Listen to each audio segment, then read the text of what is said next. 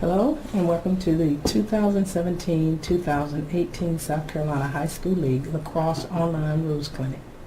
I am Nessie Harris, and here's my contact information, with the office number being my direct line. If you need to contact me during office hours 7:30 to 4 o'clock, please do so by calling the office number. But if you need to call me after 4 o'clock, feel free to call me on my cell. Again, all the information is provided on this slide, along with the South Carolina High School League website address. And you're going to hear about some other courses that you will need to take, and you'll be able to find those on the www.nfhslearn.com, and any other information you're looking for from National Federation you'll be able to find on www.nfhs.org.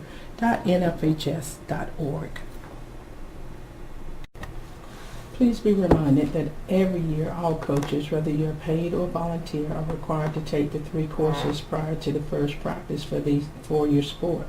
Those courses are the NFHS concussion course, the guide to heat acclimatization and heat illness prevention, and the sudden cardiac arrest. Also this year is the CPR and AED certification class that should be due prior to your first practice, and it is mandatory. This must be done hands-on. If you have any questions, you can give me a call. You must also develop an emergency action plan for your sport. Make sure your athletes are aware of the action plan in the event a student gets hurt or goes into cardiac arrest. You will notice that on this screen that the address for that is www.anyonecansavealife.org. What's your plan? This slide basically gives a few reminders, and please pay very close attention to what is written here. There will be a few that does not apply to you. For instance, the rolling ball, since rolling does not have a ball for lacrosse, but pay very close attention to transfers, where it indicates you need to check with your AD, your principal, on any transfer prior to playing them in a scrimmage or a contest. And actually, when they come out for practice, you need to make sure that everyone who's out there was with you last year and it's not considered a transfer. The other I want you to pay close attention to is at the bottom, where it talks about the Living Clean Week. As you can see, for the spring, March 19th through the 24th, and basically what that is indicating is you need to get your students involved in some type of community cleanup, and that's just a way of giving back to the community. And also that particular week, we are asking that you have coaches as well as your players being ejection free. And this information you would get into our office, sharing what it is that your team has done for that particular week. On this particular slide, you will see the 5 healthcare professionals who can give the go-ahead to return to play if one of your students sustain a concussion. Please notice who those 5 professional healthcare persons are. If one of your athletes were to get ejected, you need to follow the process on this slide. And without the video evidence, it will be extremely hard to overturn the ejection. And please pay very close attention to the very first bullet, which says that the officials will submit their report. However, in the second bullet, the school must also submit the report, and you need to have this done by noon. And we're asking that you do this because without your report, we will definitely go along with what the official has said, and again, without that video evidence, it will be very hard to overturn what they have said. Coaches, please pay very close attention to this particular slide. If a coach is ejected, please notice that you will be fined $300. We do not fine the school, we do not fine the coaches, we fine the schools, and it's between you and the school as to who will pay that. Again, if you are ejected, there will be, and notice it says a minimum fine of $300. And if one of your players was to be ejected, the minimum suspension for that athlete would be 2 games, as you can see. And also notice at the bottom where it talks about the ejections, where you have in the 2016-17 school year, we had 480 student athletes to be ejected. And quite honestly, that really isn't a bad number considering the number of sports we have, but we really still should not have that number.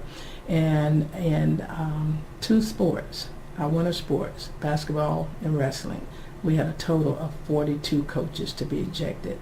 That is just not acceptable. And let me go back to when I said the minimum suspension of 2 games.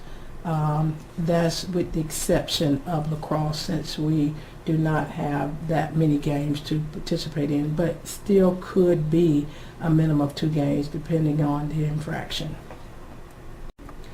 Slide shows the open and closed practice season for all sports, and I have another slide that will give the lacrosse schedule.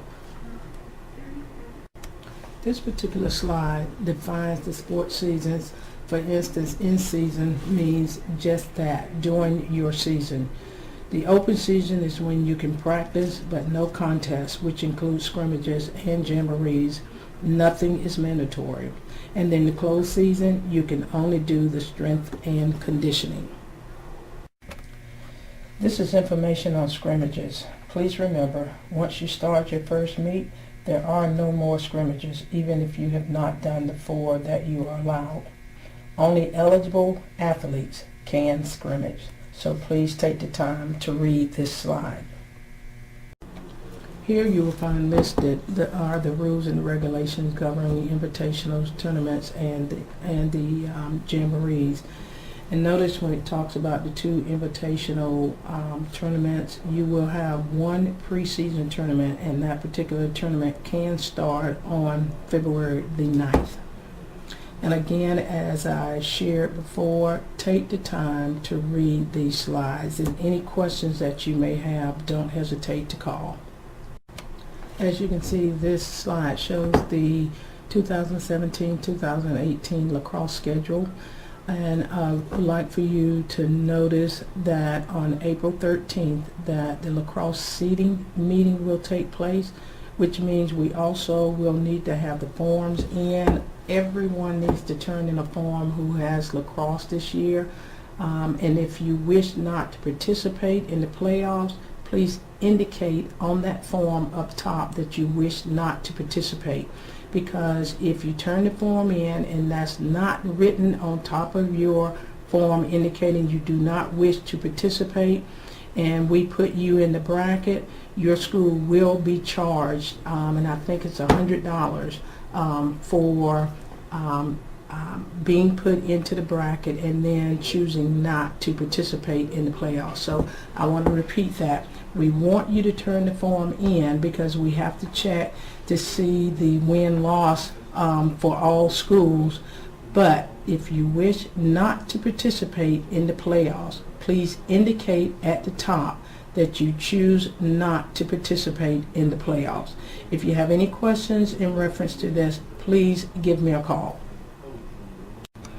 This slide shows the NFHS rule books as an ebook, and you can see the features that are mentioned here. And again, those books are $6.99 each. That could be the case book as well as the rule book. I have added to this PowerPoint presentation what you can find in the handbook. And just a couple of things I want you to notice, even though I want you to read all of this because this is what's in the handbook. But if you go to number 5 and notice that the varsity lacrosse teams are allowed the 12 regular season and the 2 tournaments, as I mentioned earlier.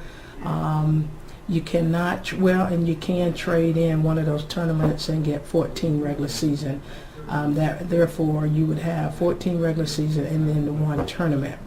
The varsity is also allowed 4 scrimmages and 1 jamboree, and there was the particular slide that showed you exactly what a jamboree was, so make sure you look at that. Also, we changed last year with the playoffs that when we get to the semifinals, 3 officials will be required. They will be required at that third, which is the semifinals. And if you choose to have 3 in any of the other games, you can ask for that and just make sure they're paid. All the other things are self-explanatory, but again, if you have any questions, please don't hesitate to call. Please notice on number 11, this was implemented a couple of years ago because we were having problems with music being played during the game. But as you can see here, the only time music will be allowed is prior to the game at 2-minute timeouts and during halftime. Under no circumstance would any music be used at any other time. The National Federation does have a NFHS rules application, and this application is a free download, and each book is $6.99. As one of the fastest growing sports in the country, with nearly 110,000 boys participating in the interscholastic high school lacrosse today, the NFHS rules and revision for this high school boys lacrosse season focuses on the risk minimization while maintaining the integrity of the game. So let's review the major rule changes for this year. Rule 161 defines cross dimensions and specification at different locations to address issues with the ball being stuck in the cross. The measurements for the cross shall include what you see on the screen. From the 1 1/4 inch measurement to the top of the cross, the distance between the side walls of the cross must be at least 3 inches. The change in cross specification will align with other rule codes. This change in equipment will begin this year to allow for phased implementation for manufacturers. Can players use the old specification in 2017-2018? No. The 120-yard unified field is an option beginning this season. Rule 175 will allow for new products entering the market that are non-traditional but not illegal. Beginning in 2022, the home team will be required to wear white jerseys and the away team will be required to wear non-white jerseys. This will better define the home and away jerseys. This rule 433D gives a clarification of the stick alignments during face-off. Rule 433N give added flexibility in color contrasting between the shaft, glove, and head for face-off to adhere to the rule. In Rule 492A and O, a goal shall be allowed if a shot is released after the game horn sounds to indicate the end of a period, and a goal shall be allowed if the shot is released prior to the end of the period. This allows for an easier determination if a goal was scored. The penalty in 418.4 is a clarification in the first violation as a conduct foul and continued violation as unsportsmanlike penalties. Rule 652X, failure to wear a required mouthpiece properly unless it comes out during play, is an example of illegal procedure. Rule 610.2 allows for the stall warning to be terminated when a shot is taken and a goal is scored, or a ball hits the goal pipe or goalie. Rule 7.3 clarifies the ball placement after a foul. In Rule 782D and J, the official shall withhold the whistle until a shot is taken that does not result in a goal unless the shot is caught in the air by a teammate And J, a second defensive foul is committed during the final 2 minutes of regulation play with the team that is ahead possessing the ball, unless a scoring play is imminent. In Rule 783, a shot remains a shot until the ball comes to rest on the field, the ball hits the ground and goes past the goal, possession is gained by any member of the defensive team, or after hitting the goalkeeper, goalkeeper equipment, goalpost, or crossbar, the ball is touched by any player of either team other than the defensive goalkeeper or an official.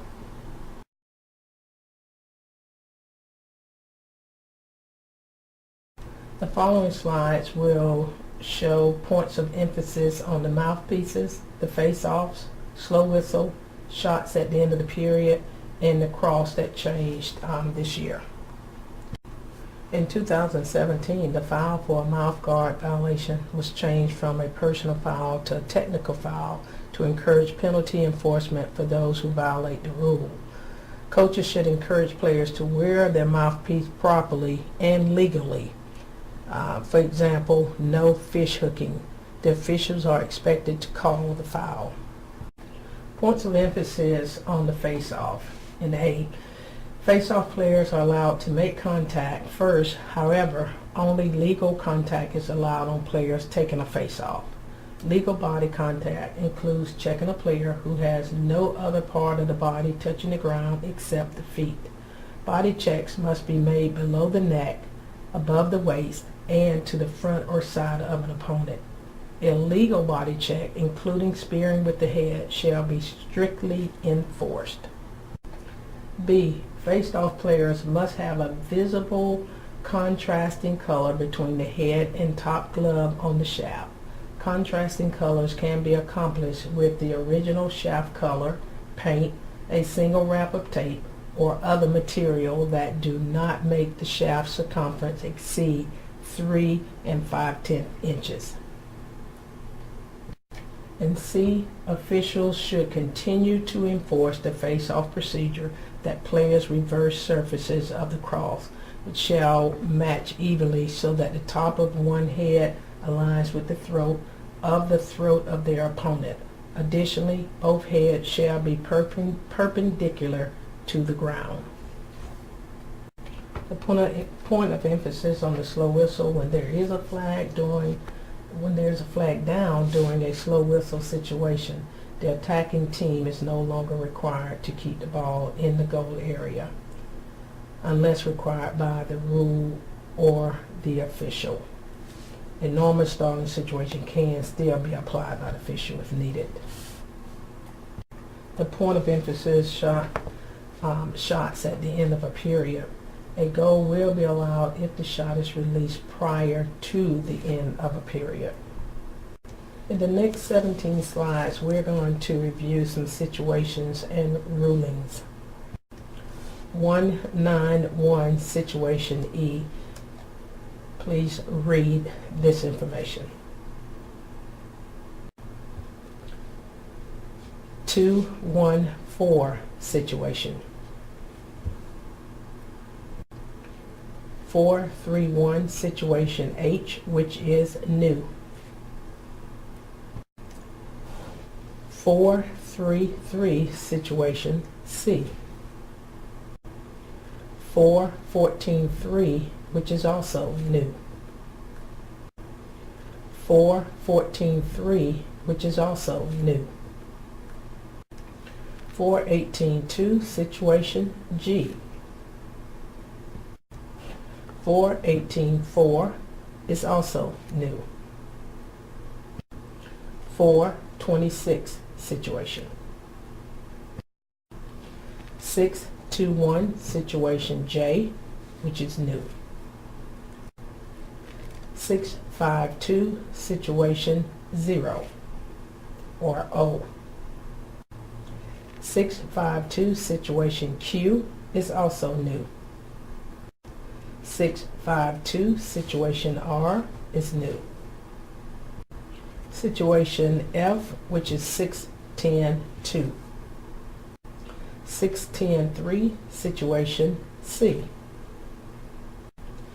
7.3 Situation D, 7.11.2 Situation A. The next two slides are some corrections that were made in the rule book. The cross shall measure between 6 and 10 inches, not 6.5 inches as mentioned. On the 4.18.4 situation, as you can see, replace the reference to B2 in the beginning of the second and third paragraph with team, the team. This reflects the rule change. Please check out the course available on the NFHS Learn, such as Coaching Boys Lacrosse. Coaching Boys Lacrosse was developed by the U.S. Lacrosse in partnership with the NFHS, which presents the history of lacrosse and demonstrates how to teach and coach the skills and tactics of the sport. Members of the USL pay just $15 for this course as an added member benefit. This course, which was developed by the USA Baseball along with the NFHS, teaches the basic skills of throwing and catching, offensive skills, overview of each position's role, good team defense as well. And creating a safe and respectful environment defines and provides recommendations for coaches in 3 specific areas: inappropriate relationship and behaviors, hazing and bullying, including cyberbullying. This course educates coaches about their legal responsibility to provide a safe and respectful environment for the students in their care. For the 2017-2018 high school boys lacrosse season, rule changes for consideration must be submitted by June 1st of 2017, and actually that's 18. The proposal form must be submitted to the local state association office for approval, then forwarded to the NFHS. For information regarding the rule proposal process, contact me, or you can call the NFHS interpreter for boys lacrosse.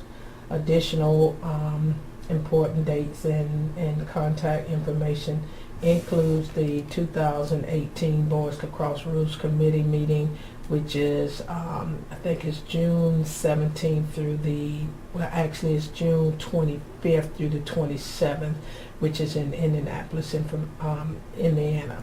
And also, if you wish to contact James Weaver at the NFHS office, his email address is jweaver@nfhs.org, and his secretary is Angela Hayes, and her email address is ahayes@nfhs.org. The NFHS encourages participation in the NFHS sports specific questionnaires. The information captured in the questionnaires is used by the rules writing bodies in determining future rule changes and adjustment. So when this comes out to you, please get involved and submit any proposals that you may have. This link to the questionnaires will be sent to you through our office. This concludes the PowerPoint presentation. I'd like to thank you and wish you all a great season.